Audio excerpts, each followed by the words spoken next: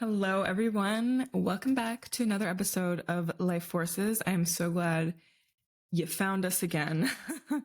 I'm your host, Bianca Giulioni, and I'm here to guide you through life in a way that actually feels good to you and in a way that your soul deeply craves. So I am here in the business of self-empowerment and no bullshit and fun and some other things. And this week on the podcast, we have Isabel Bagsik, who is amazing. She's Filipina American. She's a creative wellness guide, a term that's just so genius because she really links creativity and wellness. And she even considers one's creative calling, whatever it is. It can be cooking, it can be writing, it can be something entirely different, to be one's medicine. So I love how she conceives of creativity.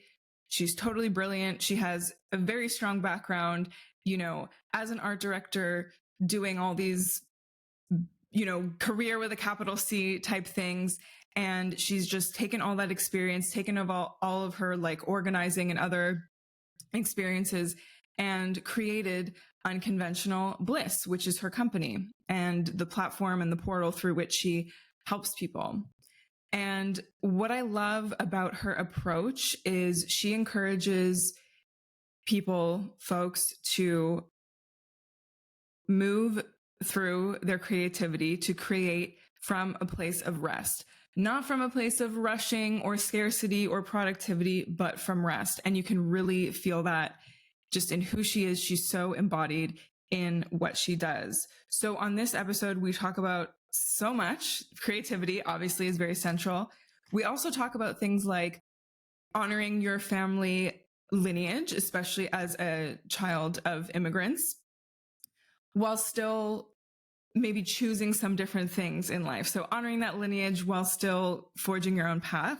Also connecting with your inner child, how Isabel stopped playing small, and how she works with people in her programs, which you'll find a lot of information of in this here episode. So I know you are going to absolutely love this. And as always, let me know what you think of the episode. Share it, email it, carrier pigeon it, telegraph it, whatever you want. I really appreciate you spreading the word and sharing your feedback. And especially if you rate the podcast on Apple or Spotify, it really helps the discoverability. I really want to get some very cool guests here, so would super appreciate that. Anyway, let's get on to the episode. Let's get on to this amazing conversation with Isabel Bagsik, Unconventional Bliss. You are going to love it. Hello, everyone, and welcome back to Life Forces podcast.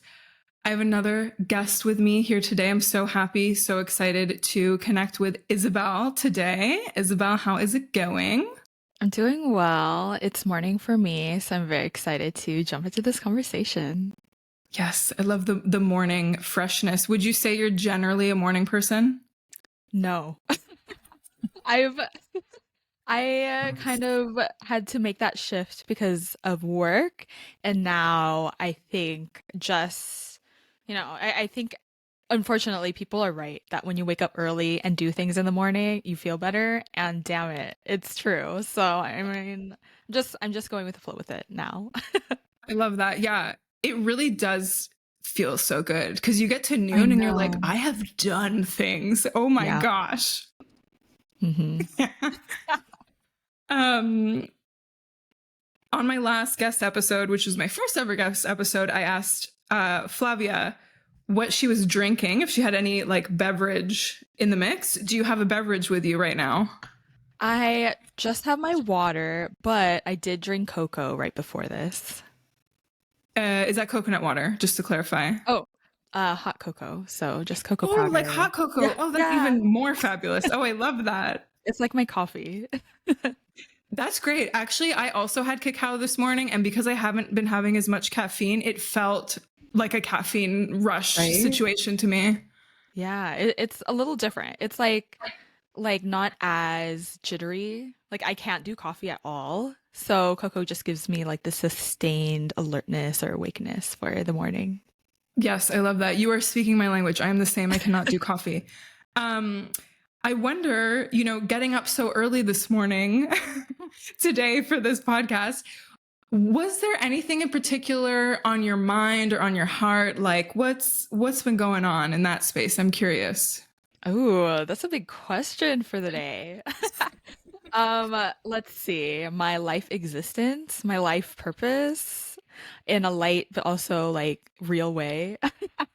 But also, just like really thinking about devotion to my creativity and holding space for the collective and how creativity can really be medicine for society if we claim that for ourselves and if we dive into that deeper and just reframing that narrative around the value around creativity. So, Oh, yeah, those are some thoughts I've had. I love that so much. Just casual Yeah, casually. Tuesday morning thoughts, whatever day it is. Amazing. So that is a great little segue to talk about what you do. So, would you like to describe that a little bit? We were talking before we started recording about how it can be hard to describe the types of things that we do as kind of like spiritual, creative, outside of the box kind of entrepreneurs, I guess. So, I'd love if you could tell us a bit more about that and how you would describe it. Yeah. Well, a little more context about me, I can share that, and then maybe that would be helpful to share about my values and the work that I do. So, again, my name is Isabel Bagsik. My pronouns are she, her, and I am calling in from Tamian land, or also known as the South Bay Area in California. And my background is in art direction, specifically in the design industry. And now I'm fully devoted to my role as a creativity wellness guide. And so really thinking about how to, approach our creativity from a place of rest for sustainability, because burnout is such a common narrative that I've experienced, that many of my peers and creatives have been sharing. And so how do we reframe and approach that relationship to our creativity in a different way? So that's the framework that I'm moving from. And I've had the incredible opportunity to just hold space for so many creatives, change makers, caregivers, healers, who are BIPOC, women, LGBTQIA plus folks, and just really excited to be holding space for people in that realm. And so thinking about our our roles that we create. I know we were talking about that before recording. I am really excited by the role of creativity wellness guide. I feel like I'm not like this guru or this full, 100% expert at everything. I am a guide here to share from my own lived experience, from my own learnings, from my own wisdom, and here to reflect back and create spaciousness for you to be able to learn about and connect with your own clarity, your own wisdom, because that is inherent within us. It's just clearing the blocks to rediscover that. So that is the work that I am really excited by and thinking about, talking about the things that we were mentioning about, the casual conversation around creativity. So that, yeah, that's what I've been thinking about. Thank you. Thank you for sharing all of Yeah. that. I want to touch on what you mentioned, or one of the many things you just mentioned, which is burnout. So I am guessing that's something you experienced in your career as an art director. Do you want to expand on that a little more and how exactly experiencing that led you to think more about rest in the context of creativity and in the context of the value of you just as a person, but then also your creative work? Yes.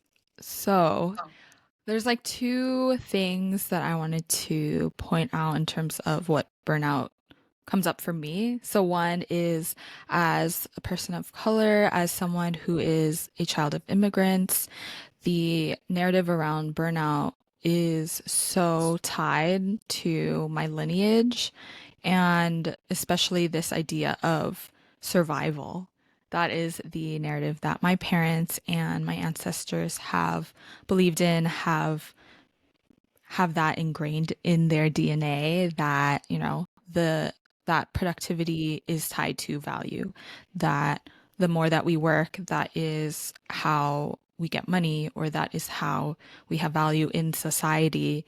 How do we show up? How do we get promotions? All that stuff. So that's so tied to the narrative that I was brought up in the culture that I witness in.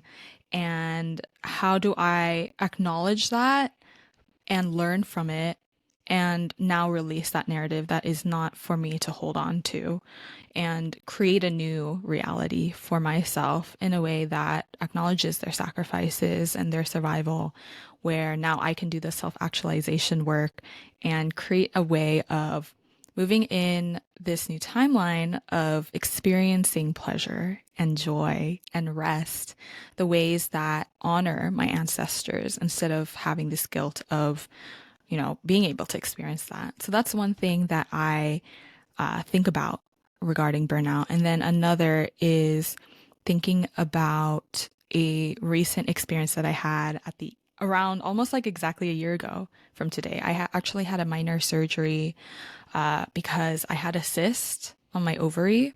And I feel like energetically there's something around the voice and creativity with the womb space, with the space around creating life. And I was playing small for several years. I was repressing my creativity. I was not pursuing things that were joyfully mine, or things that were passionate and things that were exciting me. It was a lot of focus on the clients that I was focused on my work, and all these other things that I was putting first before my own voice, my own perspective. And it, in a way, probably, maybe there were other things, but I like to think of it manifesting energetically into a cyst, holding so tightly and needing to be excised, needing to be removed, and just having that 2-week period of recovery, of rest, of forced rest, to reflect on this appreciation of life, on slowness, on pausing, on this gratitude for the body that I'm in, that is keeping me alive, that has movement, that I have breath in my body, and how thinking about mortality during the time leading up to that, what are the projects or the things that I might not have gotten to do if this was it? So it really shifted a lot of my priorities after, of what I would dedicate myself to after recovery. So those are the two main things that come to mind when I think about burnout. Yeah. Wow. Thank you so much for sharing that. No, but I really appreciate you giving the context of your lineage, because I think it's so important to share that. You know what I mean? Just in general, but also because it really obviously forms who you are as a person, forms your beliefs. As you've expressed, some of those beliefs haven't been so helpful to you, and you've had to find ways to shift them and to release what's yours, while still honoring, where you come from, and everything about that, familial stuff, whether it's to do with the place that's not where you're living now, whatever it is. So that is so beautiful, and sometimes not something that we talk about or want to dig into. But I really think all that is so, so important. Yeah. So, and it's interesting because I find that I've experienced this too in different ways, the forced rest, or like a health problem comes out of nowhere, and then it is kind of a mind fuck, for lack of a better word. You're just like, okay. And I really like that you're speaking about mortality, because I'm of the belief, and I obviously didn't make this up, this is in many different spiritual teachings and otherwise, that, if you don't face your own death and your own mortality, you can't truly live life, right? And it sounds like that is what this experience that you're describing brought to you, is like no, that stuff before, maybe we were getting close, but now I know what it takes and what it means to truly live my life. And I'm guessing in a purposeful way. So I'm wondering, like, what did that experience shift for you in terms of thinking about the meaning of life or your purpose in a wider scope? Yeah. So I think, a lot of things happen in divine timing, I like to think. And I was actually working with a mentor just months before finding out this health issue and going through surgery. I was actually guided to write my own eulogy and to write letters to the people I love, the things that I might not have been able to say but wish I could say. And so even having that practice beforehand was really, really just heart opening. It was emotional, just really like articulating those words and thinking about the future in that way of what those things I wish I did or wish I said to the people I loved. And so that shifted then during surgery, recovery, of how I approached my relationships and the care and the focus and the time that I put into them. More thoughtfulness, awareness around that, and not having regrets around what was not said or what was not done. Mhm. And also in terms of the creativity work, the creativity side of things, why am I playing small?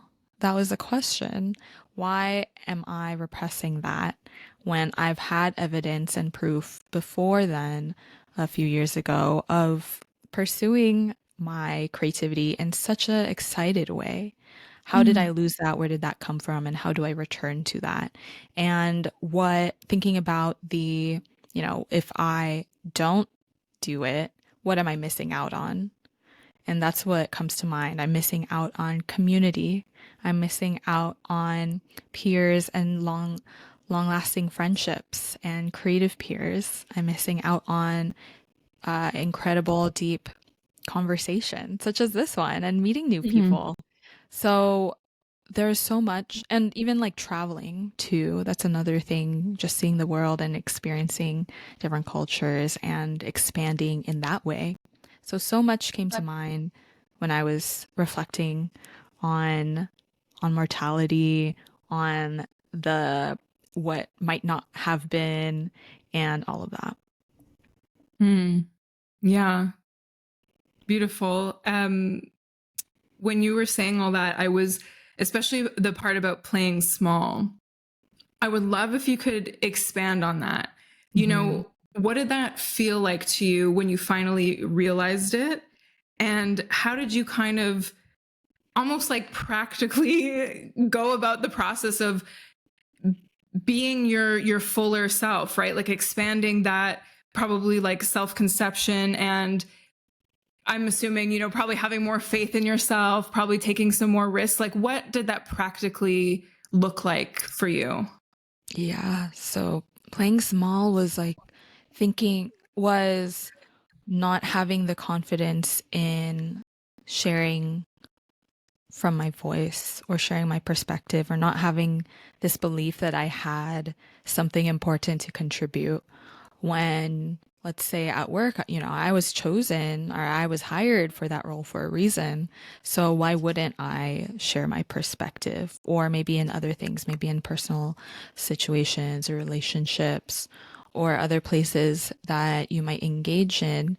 It's thinking about, how do we have that confidence that we do have something worth sharing, that there is value in ourselves merely because we have breath in our body, that we are valuable as we are. And so, how do we remember that? And it is deep. It can be very deep work. It can be very heavy. So, how do we also have gentleness and patience with ourselves through that process? And so, I think when I was approaching that, I think three pillars that I think about is release, embody, and play. So, how do I think about and be aware of the blocks that are stifling me, stifling my voice, and just being aware of that so that I know what I'm working with.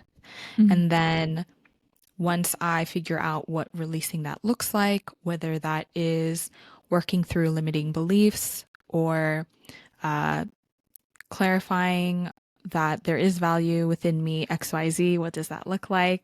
Then I moved into this phase of embodiment. How does it, how can I remind my body that it is safe to express itself creatively in different ways? So, creatively for myself, not just for work. Whether that's poetry, I was taking more poetry classes just for myself because that was something that I was denying, that I was pushing down, like, oh, I'm not a poet. I just write and journal for myself. But the more that I took classes or the more that I slowly shared, the more that I saw that it really resonated with the folks that listen. So it gave me that sign, like, hey, there's something there that that it was evidence that it is safe and that it is encouraged to continue using my voice and be in that practice, in that momentum. And then the last thing is on play. How do I make it fun? How do I experiment, lead from a place of curiosity, remembering a beginner's mindset, my childlike self, that we didn't have this outside pressure or this idea of monetizing hobbies or other things, and just let ourselves play and see what arrives. So, those are the three things that I really like to think about when I reflect on my own place of releasing those blocks. I love that. I want to ask, in terms of limiting beliefs, was there a central one that kind of kept creeping up on you? Or did you feel like there was 50? I don't know. I found in my own inner work, it has often come down to like one or two. Do you know what I mean? That might show up in different ways, might kind of be spoken in different languages, let's say, but it's the same kind of fundamental limiting belief. I wonder if you relate to that or you had a different experience. I'm really curious about that. Yeah, I definitely have had various ones over the years.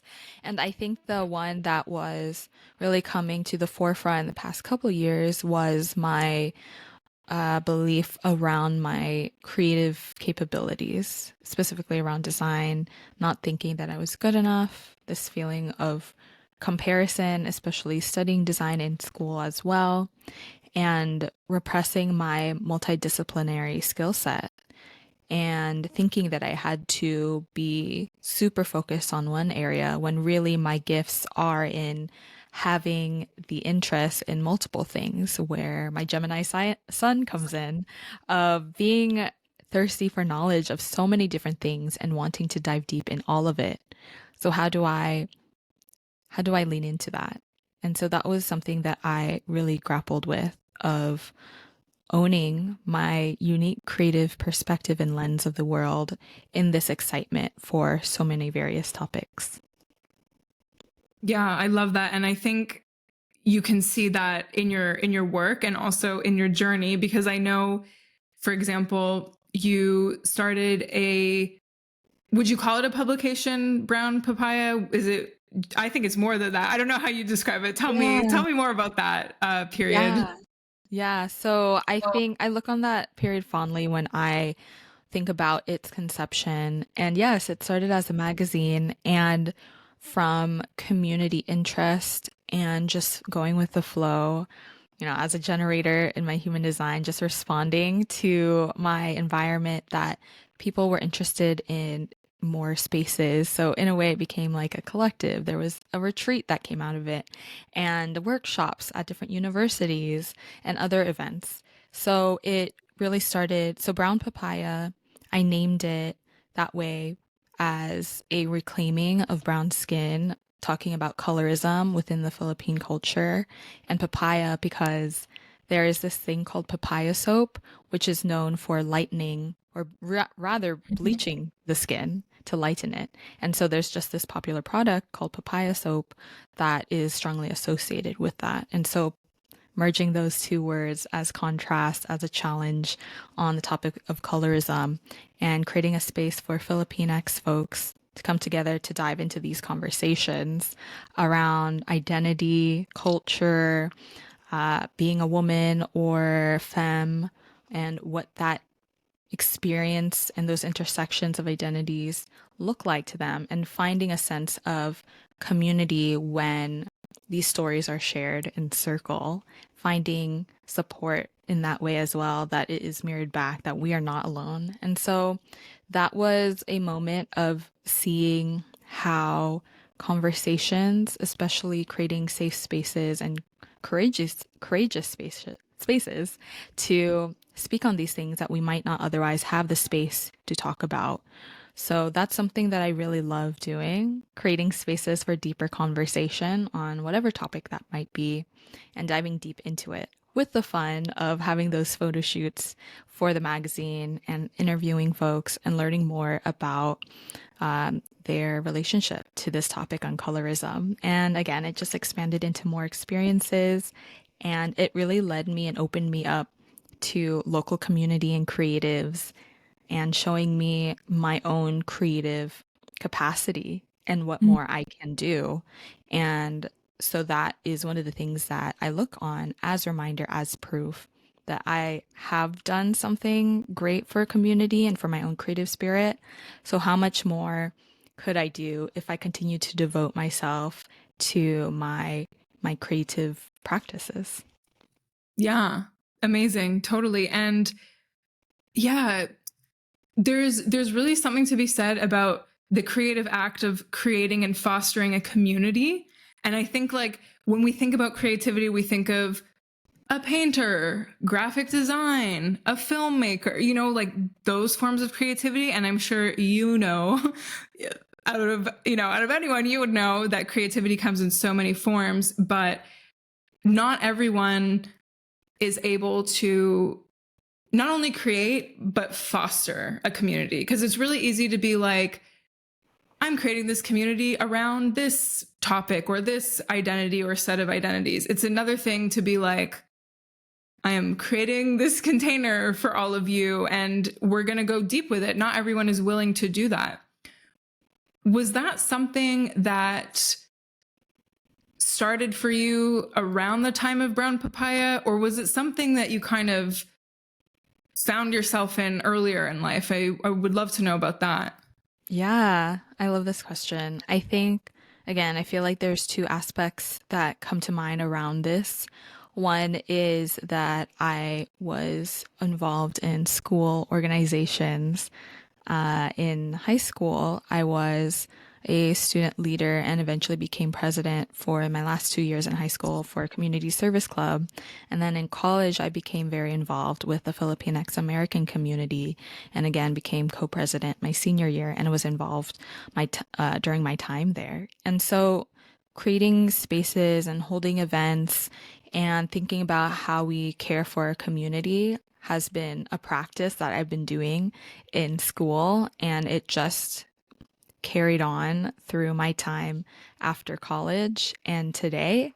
And another aspect that I also look on to is my culture, my cultural identity. I feel like in the Philippines, community is such a strong part of our upbringing, of how we take care of families, thinking about multi-generational homes, that is normal. To have a village literally caring for the children and caring for our elders, that we can easily go to our neighbors or even the people within our homes to care for each other when we need to take care of other errands. There is this redistribution of errands and chores and wealth within the home, within the village. And so that is another aspect that I really respect and admire and take inspiration from, thinking about the strength of community and how we can foster that in a society that is highly hyper independent. How do we return to and remember the power of community? Yes, that is so important, because I think a lot of people, unfortunately, you know, speaking to the US, to Canada, to like some parts of Western Europe, I don't know, just the places that I'm more familiar with, I think, unfortunately, a lot of people think like, oh, there's no other way except like this way of doing things, especially with things like COVID and all of that, right? Making people possibly feel more isolated. So I think it's like great to remember that there's plenty of cultures still to this day. Like I can relate a little bit with my like Italian family and my Italian roots. Like it is very similarly, as far as I know, you know, culturally, like we take care of our people, like grandma's here, whatever, you need help, we're going to help you with your groceries. We got it, you know? And I think it's so important to remember, even if you don't have that relationship with your your natal family, however you want to call it, you can find that with other kinds of communities, right? I think that's important too. And I'm sure that's something in one way or another that you foster in your own community that you've created. Would you like to tell us a little bit about that? Yeah, I think that a lot of my own lived experience is something that I integrate into the spaces that I hold. How do I think about the power of community? How do I think about the looking back on our lineage and having that appreciation and awareness of where we come from, how that informs how we move today, and also thinking about a sense of safety. That's something that I've had such affirmation and joy in hearing from a lot of the people that have been in spaces with me, that they feel the sense of safety when we share space together. That's so important as someone who is an introvert and grew up super anxious in social settings. So I'm so glad that I hear that from a lot of the folks that I share space with. Because safety, how do we feel safe so that we can be opening up and sharing ourselves, having that courage to share ourselves and dive deeper with ourselves. So having that sense of safety again is something that is like a starting point for what I create. And in the spaces that I hold, again, my interest is in that intersection of creativity and wellness. How do we foster that creativity from a place of rest so that we can pursue our passions, our hobbies, our desires and dreams consistently for a long time so that we can honor our creative gifts but feel rested and integrate that as a practice, not as an afterthought. And so I am holding spaces in group programs, in one-on-ones, and the three pillars that I've practiced myself, release, embody, and play, are things that I also integrate and invite my participants to practice as well in the spaces that I hold. So those are the things that I really am excited in holding space for.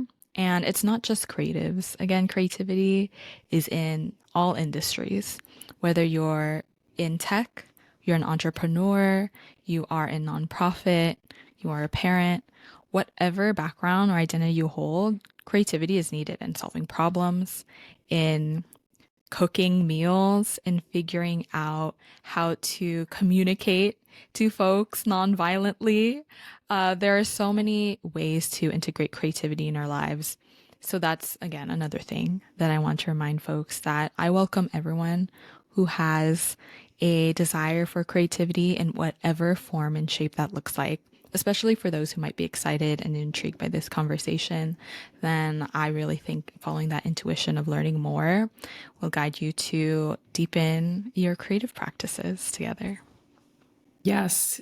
And you have so many great resources, even just on your Instagram and on your beautifully designed website. Oh my gosh. I was like looking through there. I'm like, oh, it's so beautiful. I feel so cozy. I feel inspired. I love your website, just saying. Thank you.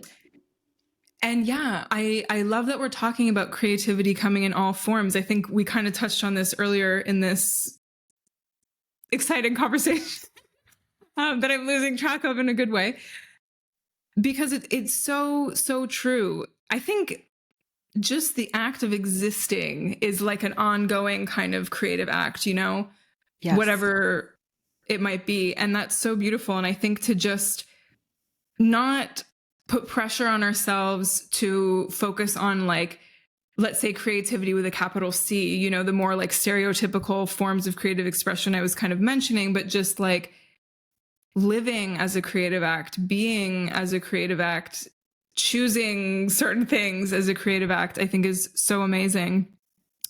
And you mentioned rest, which I would definitely love to get more into. One thing that's been coming up a lot for me is rest, but then also more specifically regulating my own nervous system and feeling safe in that way. Because I think it's one thing to be like, oh, of course I'm safe. Like I have somewhere to live and I have this and I have that.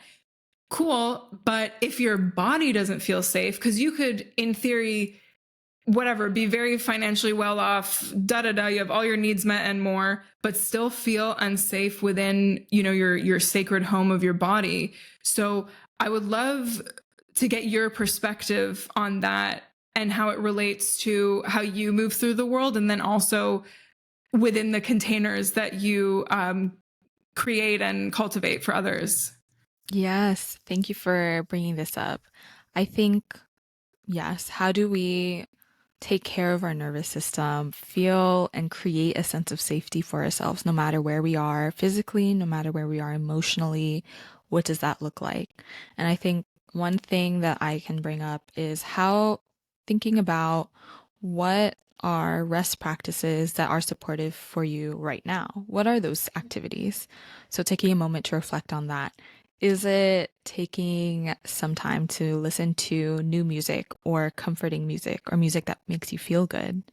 And maybe a step further is listening to music that matches your emotion or energy in that moment.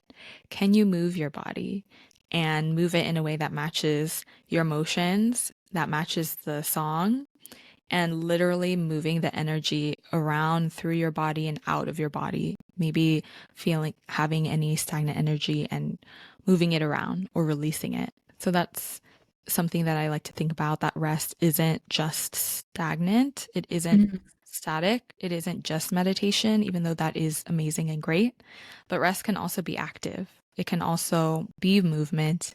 Maybe you're walking outside or yoga or dance or even singing. What are those achievable small activities that you currently do? And then how can we maybe expand on that? What else can you do? Thinking about what feels good. So that's like another level to think about. What is pleasurable to you? And how can we extend that or expand on that and slow it down to really bring awareness in the pleasure? And then when we might be short on time, inviting in this idea that it is possible to still practice rest in between all Zoom meetings that we might have, or taking care of children, or all the responsibilities that we have, even if it's just like 5 minutes or even 2 minutes in between things. How do we deepen the quality of the rest if we don't have the quantity? Maybe it's deepening the inhales and exhales that we have, closing our eyes for a few seconds and having this pause of body awareness in ourselves. So I really like to invite folks into this conversation around rest, of what is achievable, and move away from the overwhelm that might come across when we talk about rest, or this idea that it is impossible or far off, and reflect on what we're already doing and how can we play around with that, and extend or expand on it or reframe it or shift it. So that's what I like to do around thinking about rest and pleasure and pausing and integrating that into our creativity. I really love all of that. And I love, you know, keeping it realistic, because I think sometimes, especially for those of us who might be harder on ourselves or maybe grew up in an environment where things were more strict, I don't know, just throwing that out there, you know, to approach things in a more gentle way and not in like a black or white, all or nothing kind of way. I think that's so important. It's just like, what are you already doing and how can you expand on that? As you said, one thing I usually take like a little walk in the morning, even if it's like 10 minutes. And one thing I did today is just in the middle of my walk, kind of randomly, I just like stopped and I just like breathed a couple like deep breaths, and I just like looked down this like little street that I never really noticed. And it was just like 2 seconds, and it still has an impression on me, right? It's so beautiful. It doesn't have to be like, oh, all of a sudden we're doing like transcendental meditation 2 times a day for 20 minutes each, which is great, but not always someone's first step or, reconnection to this kind of idea of rest. So yeah, I really share that kind of vibe or perspective on rest. And I really love that that's the way you approach it.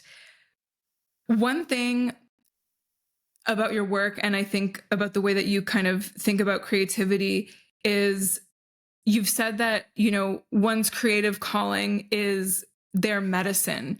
Do you want to expand on that a little bit? I'd love to hear about that.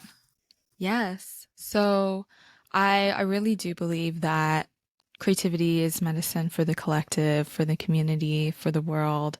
If we take a moment to think about a song that might have impacted us or carried us through a certain emotion, a heartbreak, a grief, a loss, or a happy moment, or a movie that made an impact on us, made us cry, made us laugh, made us scared, or a piece of art that we experienced, or a play, or a dance that was amazing and beautiful. Really, just any kind of creativity, spoken word, poetry, other types of experiential types of art. Art really elicits emotion. How powerful is that? To take something that was a mere thought within a mind and alchemize it and bringing it outside of the body into something physical, tangible, or experiential for another being or a whole group of people, even globally, to experience and have a shift in emotion or mindset or perspective is so powerful to think about in that way. And so thinking about how we all have that ability to be able to create something and make some kind of impact or share a perspective or share an emotion and experiencing that, inviting other people into that.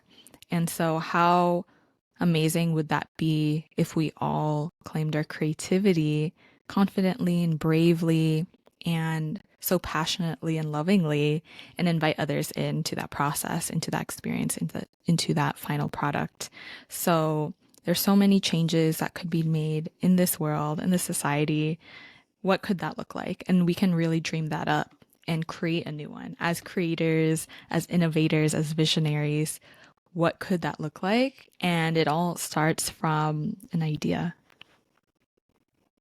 Yeah, beautiful. And I love how you just reminded us all, like me and everyone who's going to listen to this, how we take creativity and beautiful art that people create or whatever else it is totally for granted, because how often are we actually thinking of it in the way that you describe, right? It's just like we just open Spotify, like put on this playlist, like, okay, new podcast episode from this podcast I love. Okay, like stream this movie. We're so lucky to have such great access to all this amazing stuff and inspiring stuff. But yeah, how often do we think about it Right? that way, the way you're describing? Because you're not describing it in a particularly like, I don't know, esoteric way. It is what you're describing, right? It is such a beautiful thing. And it is, getting to experience people's emotions or like the innermost parts of themselves that they've decided to like put out into the world, which isn't always easy. I really love how you reminded us all of that. It's amazing. It's so amazing. Yeah, I think it is something that we tend to take for granted and forget. Like, unfortunately, the arts is one of the first things that get cut in schools, but we forget that so many of the things that bring us joy, entertainment, amusement, comfort comes from creatives like costume designers from the movies that you like to watch, or animators from the shows that you like to put on for your children or for yourselves. The clothes that we're wearing, people are studying fashion design for that, or even the tailors and the people actually putting it together.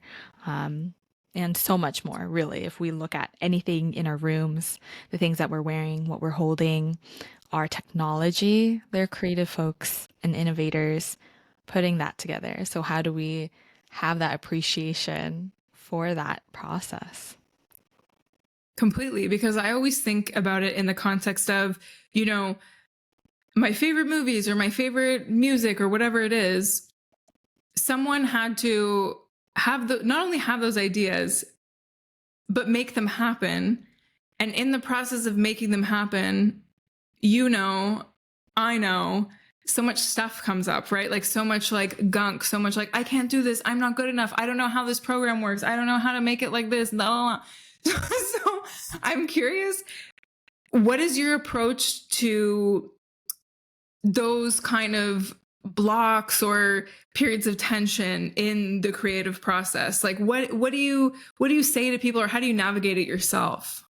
Yeah, that is definitely a conversation that comes up in a lot of the work that I do and also in my own personal work. I am also moving through blocks constantly. How do I release that? How do I be aware of that? And so I think part of it is my rest practices to have that clarity, to have the awareness of what it is. So, for example, for me, I do morning pages. For those who know The Artist's Way by Julia Cameron, which is a book that invites you into these creative prompts and practices for 12 weeks. Morning pages is one aspect of that, of writing 3 pages every day in the morning and letting any thoughts that might be festering just release onto there. No prompt, no anything. It's just letting you have that space to release. And so that really helps set the tone for the day of, maybe dream recall or thinking about the previous day or any worries or limiting beliefs or any thoughts that I might have. It gets to be removed from my body and then I get to actually visually see it.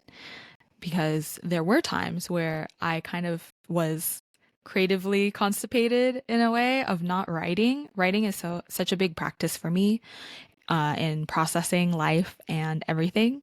So when I do write it out, I can actually see and reflect back to me what that thing might be that might be blocking me, or maybe a repeated fear or repeated thought, and see like, oh shit, okay. So that's the thing that I keep telling myself I will do or I won't do, or I have hesitancy around.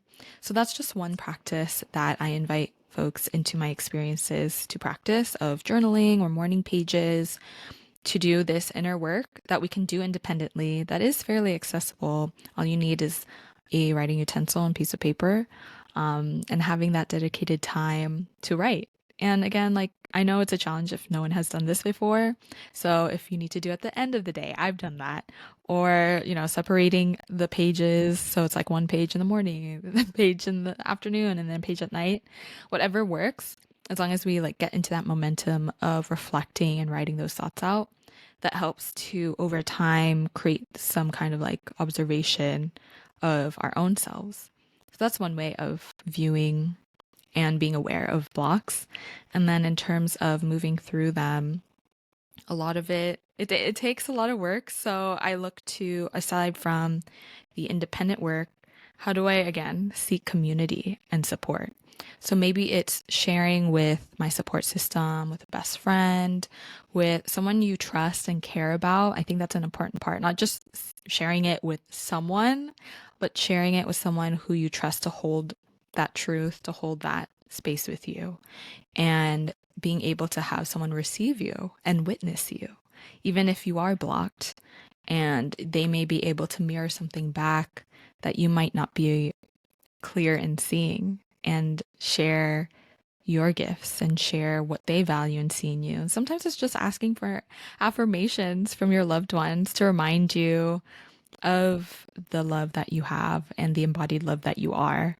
So, yeah, internal reflection, seeking community, being able to move through those blocks and being aware of the blocks are things that I like to think about, that I like to practice and invite folks into doing as well. Yes, I love that. I am a big fan of morning pages. I am a bit more sporadic with them, but that works for me.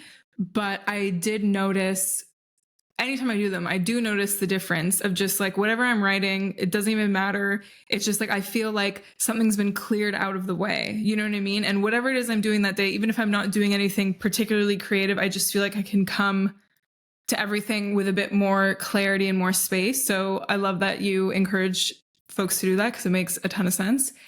And what you were saying after that, which has slipped my mind, just it was beautiful. Yes, sharing about community, sharing with your community. So sorry, I just had a little blank there. That is another great approach because I think also, at least in my experience, I actually studied art history in university. And, you know, with that, especially with some of these like 20th century male artists, it's like, you know, they're all like on their own or whatever. Some of them might be in community, but you know, there's this like romantic or whatever kind of idea of artists like suffering on their own, and they had the only way they can make great art is like to be depressed and never talk to anyone. You know, I don't know. I'm just throwing that out there. So I love that you are saying to go to your community, but to be a bit selective and not to just go to anyone. I feel that because also with certain things that we're creating, they're so sacred, you know, especially when it's maybe a bigger project or something that you've never done before that you hope to like put out in the world in a bigger way. Maybe I totally agree that, you know, that's not something that you necessarily tell everyone about. You know, like there's something that I'm working on that not so many people know about, but it's great to go to those people who know and just be like, I just need you to say you can do it, or like, this is happening today. Like, let's talk about it. I totally agree with that. Yeah. Even with sharing creative projects, and I live with my family, and I sometimes have to remind my dad, like, hey, I'm going to show you this creative project. I do not need any critique or feedback or advice. As a parent, I just want you to say good job. And so sometimes like I even have to let my parents know like, hey, this is the support that I'm seeking. So even like explicitly saying and requesting the support you're seeking can be helpful in guiding your loved ones on how to approach that conversation, because sometimes we might be sharing support or advice in the way that we think we want, but maybe that person needs support in another specific way. So again, that could be another thing to reflect on, experiment with, of being explicit with the support you seek. Yes. Great thing to bring up. Totally. Because sometimes you're like, you're at least with me, now that I'm more aware of that, you know, I'll just ask my friends, like, is it okay if I vent to you about this? Like, I don't need advice. I just need some space to like talk about it, you know? So I think that's so important, because then also the other person or the other people that are involved can like be honest with you and be like, yes, I'm like, this is a good time for this, or it's not a good time for this, or go for it, or call me later today, you know, whatever it is. I think that's a great way to go about it, to just like be considerate of your own stuff, but also of the other person or people involved. I think that's totally important. I would love, you touched on, you know, parents. So I would love to kind of segue now to talking about inner child work and how you've incorporated that in your journey and the way you work with people today, and yeah, how that affects your creativity. Yes. So I'm excited to dive into this. I actually held a workshop just last week around inner child work. And that is actually one of the components of my group program, Unearthing Creative Wisdom. And inner child work is so potent, and it can also be so simple to get into and practice. And I've invited folks into this practice quite a few times already. And the experiences that people get from it just after a couple minutes of doing it is so profound and so deep. It's so heartwarming and so amazing to be a witness to those reflections. So, the things around inner child work that I like to dive into is how do we remember and connect with our younger selves of having that liberated relationship to creativity. There was no pressure, there was no ideas around perfectionism. We just created for the sake of creating. For me, I really love jumping around different crafts and different projects. Sometimes things were half finished. There was no one that I needed to send this to. There was no client. There was just creating for fun and creating as the activity, not thinking about the end product. And so, how do we remember that? How do we play? How do we let ourselves be messy, splatter things around, and be led by curiosity, be an experimenter, in a way, a scientist, just like try things out and not think about the other things that might be holding us back. And so the things that I invite folks into is using our non-dominant hand in the practices that I invite folks to do with me. So one of those is drawing with your non-dominant hand. So for example, I write every day with my right hand. So I would do the practice with my left hand. And by doing so, when we draw and we see the finished product, it looks like something that a young child might have done because it's maybe clumsy, it may not look perfect, maybe squiggly. And with that, in that practice, a lot of the things that folks bring up after doing it is kind of some people experience this hesitancy or this tension or fear around perfectionism. Like, oh my gosh, I have to do this thing, this practice, but I'm using my other hand. I'm not practicing it. I'm not an expert. I didn't practice beforehand. I don't know what this will look like. So all these narratives come up for them just in that short, like maybe 2-minute practice. And after they realize like, oh, I didn't have to make it a certain way. I just had to focus on creating in that couple minutes. So it's very interesting, just like in such a short practice, these things coming up from our subconscious. And another practice I like to invite folks into is, again, using our non-dominant hand to respond to a question, to write and respond as if we are our inner child. And again, once we look at that end product, it looks like our younger selves are writing that note to us because it's in a maybe big handwriting or it's a little messy outside the lines. And by using our non-dominant hand, we connect with the non-linear parts of our brains. We connect with something beyond rational thinking, and we get to access something that we might not be aware of. Our subconscious is coming to the surface. So it can be quite profound and quite eye-opening of the reflections that come up. And it's such a distilled truth that comes up of what our inner child is just asking of us, of connecting with our creativity. So I really, really love inviting folks into this practice because one, it's really accessible and really simple technically to do. And the other, despite that, it's so profound in terms of the reflections that come up afterwards. Yes, totally. You were speaking to me with some of that perfectionism stuff, let me tell you. Let me tell you. And it's so interesting because it's not always from family or from society. I'm speaking for me at least. Like I was really hard on myself as a kid for no reason in terms of like my parents never really pressured me. You know what I mean? It was strange. We can unpack that another time. That's not so important. But just to say, I really resonate with the perfectionism stuff. And I love those practices as like a way of being like, just do it. Doesn't matter. Use the other hand. Like go for it. See what happens. I'm curious, what has younger Isabel revealed to you? I'm sure there's many things, but what's something that like stands out? Ooh, okay. I really think about when I look back to my younger self. And there are so many things that I can reflect on depending on the age, because our inner child is so different from our inner teen. And let me tell you, that's an angsty teen phase. They have different needs too.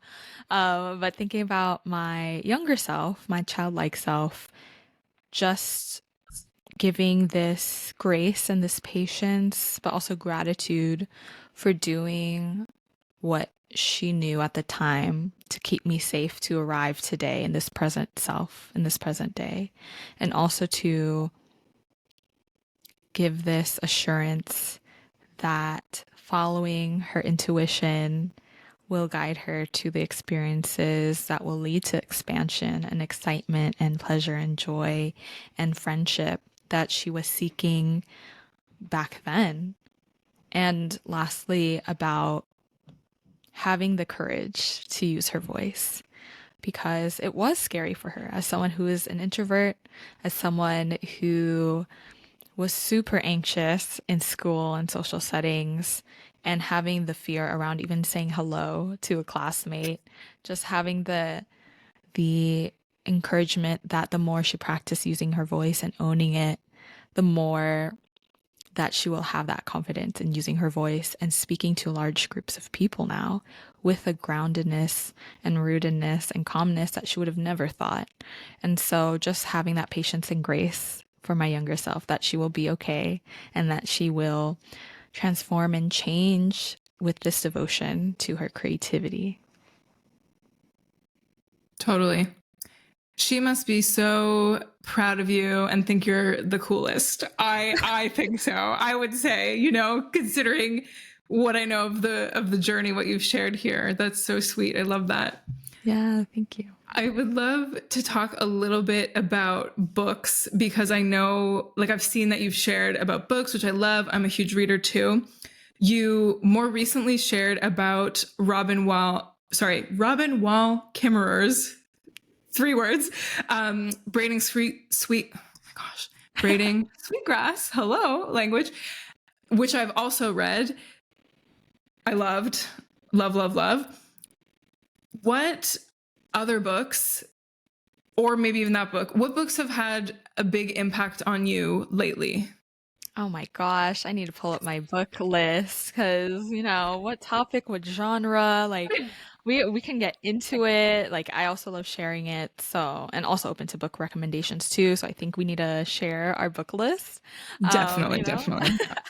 So I think so one that I'm currently reading, I haven't finished yet, but so far I'm halfway through, but really love it so far. It's called Slow Pleasure by Euphemia Russell. And I really love it because of, again, just tied back to our conversation of rest and finding joy in our lives. And pleasure isn't relegated to just sex and sensuality, but how do we invite pleasure into our mundane everyday moments of having this awareness in our body, having pleasure in the food that we eat, in the moments of walking outside in our neighborhood, and actually give some reflection questions and practices as well in it. So I love that. Another book that comes to mind, well, there's The Artist's Way. So that one's also like an active uh, prompt type of experience. And let's see, I think, oh, also on Pleasure Activism by Adrienne Marie Brown. Another incredible book around the different areas of pleasure that can be invited into our world or into our thoughts, and how pleasure can look so different in so different realms, but also so important in all those realms, such as thinking about pleasure and joy and romantic thinking with our platonic friendships. How can we view those friendships in a romantic and loving way that is often not encouraged, that we think about romance just for a romantic partner or a spouse or something like that, that we can only devote romantic feelings and activities to them. But why can't we invite romantic or pleasure activities around all of our relationships and even to ourselves too? So I love Adrienne Marie Brown's work. their podcasts and everything really. So I think I'll share those for now, but I'm always reading. I have quite a stack of books from the library right now too. So yeah, also just want to hype up the library. You know, you can access free books through there, either physical or the ebook. Yeah. Yes. Yes. Speaking my language with the library thing.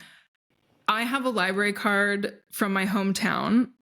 I don't go there so often, but they have the ebook option. So I'm downloading stuff. I'm, renting books or whatever you call it, borrowing books like digitally. It's so great. It's the best. I love that you shared that. And I even saw that you shared that on your Instagram. I was looking at some of your previous posts.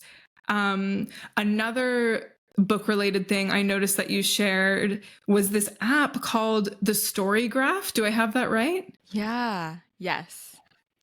Do you use I it? cannot wait to get on that and put all my Yeah. reads on there. Oh my gosh, it seems so cool. It seems so cool. I'm so glad you shared that. I can't wait to get into that. Yeah, I love it. I've been on and off Goodreads for years, but I never got into it. But for some Mm. reason, something about Storygraph is just it makes me want to use it. Like it has it documents like the books that you're reading and translate it into different statistics of like the genres that you're reading or how many pages that you're reading a month. You can set a goal for yourself and see related books. Like it's just also just easy, very easy to use too. I love that. Love that so much. I can't wait to check it out. I want to ask you a few not that these questions haven't been fun, but just like fun questions, I call them, whatever, before we kind of wrap up here. I don't know if you're a TV person. You're obviously a reader, but if you are a TV person, what's been your favorite TV show this year? Ooh, this year, gosh, there's so much. Well, okay, so I'll talk about one that I just finished. Mm. So I just finished What We Do in the Shadows. I don't know if you've heard of it, but it is a fun, lighthearted vampire comedy mockumentary, and it's based on a movie of the same title that was co-written and co-starred Taika Waititi. And so he makes cameos in the show, but it's just such a silly, lighthearted show, and it's perfect for October, for spooky season. But there are moments that get a little, emotional or deep, and I love that balance. And also just like doing some consuming something that's not related to self-development or anything, just like letting my mind rest and be entertained and amused, I think is also very important. Totally agree with you. Yeah, love that. I haven't watched that one, but I've heard good things. So maybe it's this month that's happening. Yeah. What is music that puts you in a good mood? Okay. That also depends on my mood, but before this call, just to hype me up, move my body, I was playing Princess Nokia. So I love Princess Nokia's work. Incredible. I had the opportunity to see her live a couple years ago. Just amazing. She was like throwing water at the audience. I got blessed with that water. And so, Princess right? Nokia. Right. Yes, yes. Yes. So specifically, I was playing Diva. I don't know if you know that song, but Can't remember off just the top of my be in a good head, mood. but she's great. She's great. Yes, yes. Yeah. Nice. What is your favorite way to unwind? Favorite way to unwind, I would have to say, I think after being in my room and doing a lot of work on the computer, going outside of my room and socializing with my family, seeing what they've been doing that day, and having that space to socialize and be away from my screen, I think is great. And going outside and take a walk, I think is important to have that delineation between work mode and then house mode, and coming back to the home refreshed in a way of like having that spaciousness to clear the mind and look outside, rest your eyes, rest your brain, and get some fresh air. Yes, totally. Love both of those. What is your number one thing that you do for your overall wellness, whether it's a practice, whether it's a supplement you love, food, whatever it is? Mm, um, I Yeah, I think in the morning, my daily morning routine. So it's my morning pages and my meditation. So lately I've been using Insight Timer, and that's been helpful to just, have that resource of choosing something that feels interesting to try out and be guided by. So I love how accessible these are. Like if you have a computer or a smartphone that you can just download that app, and then morning pages, you just need a piece of paper and a pen. So I think that's really important for me of setting my day, setting the tone, clearing my energy so that I feel ready to do my work from a rested place. Yes, I love that. And just to highlight, Insight Timer is an amazing free app. I've been using it for the longest time. There is a paid option, but the free option is incredible. Like you have so many different things to choose from. So just plug in that, non-sponsored, but it's a great They need a resource. sponsor us. Like we love No, it. honestly, no, I've seen how you talk about Insight Timer, like just with a cursory scroll of your feed. I'm like, you could be an ambassador. Oh my Anyway, gosh. Yeah. we'll talk about that later. Um, my last question before we wrap up, because you're such a book lover. Okay, if you could only read one book for the rest of your life, what book would it be? Oh my gosh. Why did you I have to do that? Why? don't know. Oh, that is tough because there's way too many genres. I'm like, okay, what can I not get tired of? Let's see. So I think I would have to choose some kind of poetry book just because I Mm, feel like um when I return to some poetry books that a poem can feel so different depending on the time of life that I'm in or what I'm mm, experiencing in that moment. So, yeah, I think some poets that I really like lately are Ariana Brown, Renee Biddy, um, Jessica Salgado, Barbara Jane Reyes. Those are some poets that are top of mind right now, are on my shelf. And again, like poetry, I can't go wrong with that. Can never get tired. beautiful. Amazing. So, yeah, tell us where we can find you. Tell us what you've got planned for the rest of 2023 and beyond. How can we all connect with you? Yes. So I would love to connect with everyone listening. I'm excited to learn more about your creativity. My DMs are open. My email is open. On all the things, I am Unconventional Bliss. And really, just like the first thing that I invite you all to do is book a free clarity call with me. That is available right when you go into my website. Um, and it's just 20 minutes. And we can learn more through a casual conversation about how I can best support you and your creative desires and your goals and your dreams, how we can bring that to life, whether it's a group program or my one on ones.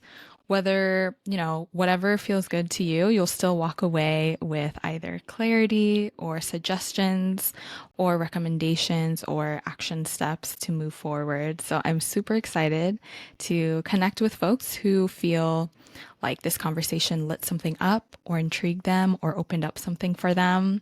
I would love to connect with all of you and learn more. Beautiful. And I love the name Unconventional Bliss. Can you just tell us like how that came to you? Yeah, so it's interesting. This name I've had for years, like right when I was starting college, and that name and platform started off as like a fashion blog or a lifestyle blog. It was something that I was interested in playing around with. Another thing that I was just expressing myself creatively for fun. And I was just thinking about how I didn't really feel like I fit into mainstream things. And so unconventional came up. And then bliss, that part, I was thinking about And again, like a through line, a connecting thread of what brings me joy. And there are so many things that bring me joy. It's not just one thing, you know, the unconventional things, so many different things that come together that bring me joy and pleasure.